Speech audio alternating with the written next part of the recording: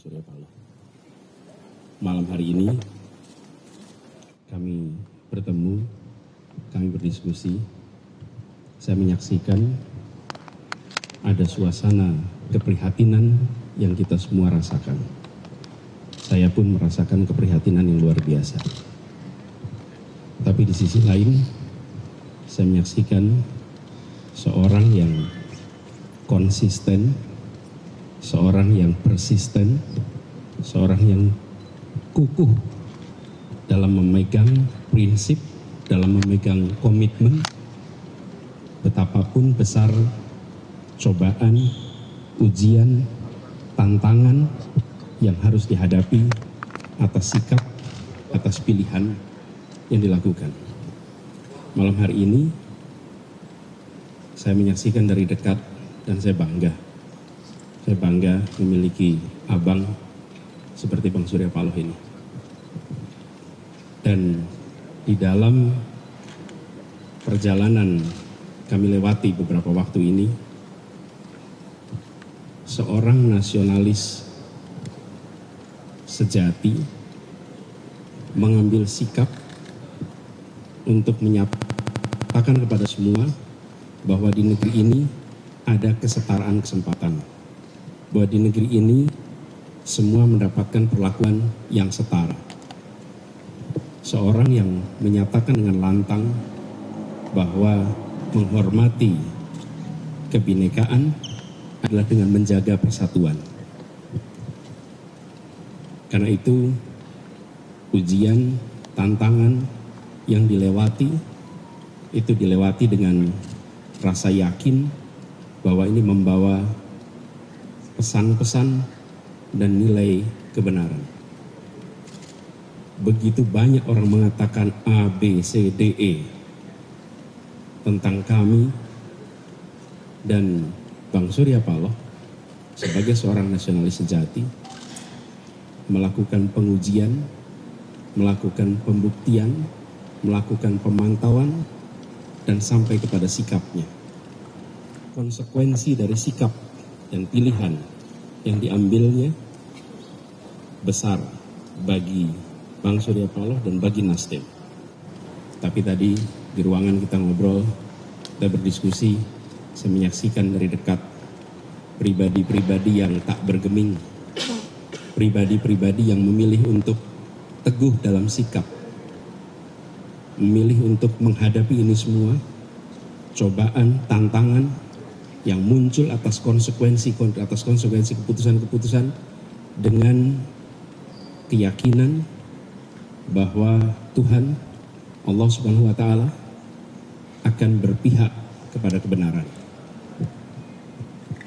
Tantangan besar insya Allah bisa dilewati bila keyakinan itu ada. Dan malam hari ini saya menyaksikan dari dekat.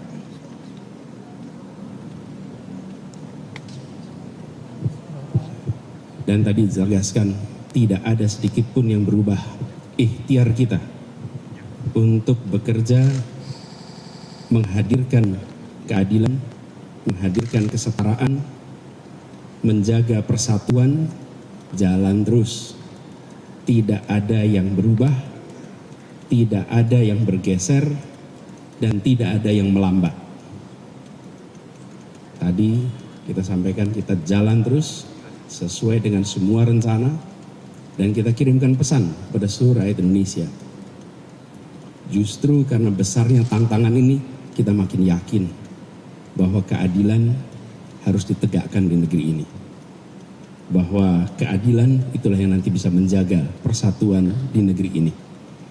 Dan itu hasil obrolan kita dengan Bang Surya Paloh dan teman-teman Nasdem pada malam hari ini. Itu aja dari saya. Terima kasih. Assalamualaikum warahmatullahi wabarakatuh.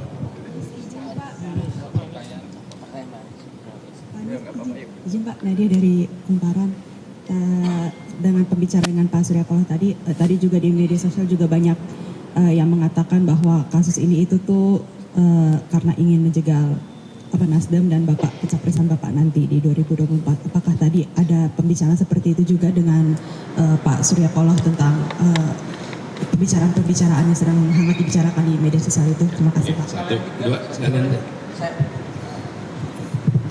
izin Pak Anies datang dari Kompas.com.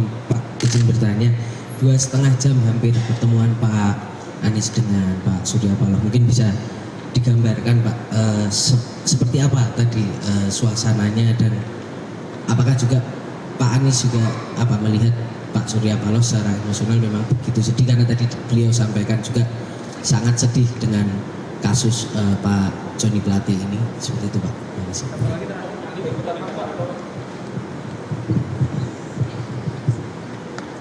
Pertanyaannya kan tadi Pak Surya Paloh juga mengakui bahwa dengan adanya kasus ini persepsi publik terhadap Partai Nasdem ditantang ya Pak, karena persepsi publik ke Partai Nasdem itu turun. Tadi selama 2,5 jam udah dibahas juga nggak bagaimana dampak dari potensi turunnya persepsi publik terhadap Partai Nasdem terhadap kampanye Bapak di tahun depan, sama kira-kira waktu 2,5 jam kan nggak sedikit ya Pak, strategi apa yang dibicarakan kalau nggak bisa lebih banyak kisi-kisinya aja, terus konsekuensi atas Nasdem mendukung Anies bisa sedikit aja Pak. Terima kasih. Ya, gini ya. Pertama yang tadi sudah disampaikan juga oleh Ketua Umum Partai Nasdem Bang Surya Paloh, bahwa beliau pun mengatakan apa yang tadi diungkapkan mudah-mudahan itu tidak benar, betul kan? Saya rasa saya mengutip itu, mudah-mudahan itu tidak benar. Lalu yang kedua, kita sama sekali tidak bicara elektoral, kita bicara prinsip, kita bicara nilai, kita bicara tentang mengapa kita berjuang, mengapa mengambil jalur ini. Jadi sama sekali tidak bicara soal itu. Itu menjadi urusan remeh-temeh. Urusan kita lebih besar daripada sekedar jumlah suara, daripada persentase. Republik ini tidak diatur tidak dipikirkan lewat persentase. Republik ini dibangun dengan nilai, dengan gagasan, dengan keseriusan untuk memegang nilai itu. Dan itu yang tadi kita bahas. Beliau tadi disampaikan, memang merasakan keprihatinan, saya katakan merasakan keprihatinan juga. Tapi semangatnya justru malah besar. Ya, prihatin dengan kenyataan ini, tapi menengok ke depan, menengok dengan penuh semangat, menengok dengan penuh keyakinan. Dan itu yang tadi dikatakan bro, kita bismillah, jalan terus. Oke, itu aja, makasih ya. Thank you. Besok kemana Pak? Masih Pak Anies. Besok kemana Pak Anies? Besok kemana Pak? Kita baru saja menyaksikan pernyataan pers yang dilakukan oleh bakal calon presiden yang diusung Partai Nasdem dan juga PKS dan juga Partai Demokrat Anies Baswedan, dilakukan di Nasdem Tower, dan ini dilakukan setelah penetapan tersangka terhadap menteri dari Partai Nasdem yaitu Menkominfo Joni G. Plate, dan juga ditahan oleh Kejaksaan Agung atas dugaan korupsi BTS 4G dengan nilai kerugian hingga 8 triliun rupiah. Dan beberapa kali sudah dinyatakan tadi di awal dalam konferensi pers sebelumnya, Surya Paloh Ketua Umum Partai Nasdem mengatakan bahwa masih percaya dan mengikuti proses hukum yang berlaku sekalipun tetap mengutamakan praduga tak bersalah, dan juga mengatakan ia tidak menjawab secara pasti apakah ada intervensi atau tidak.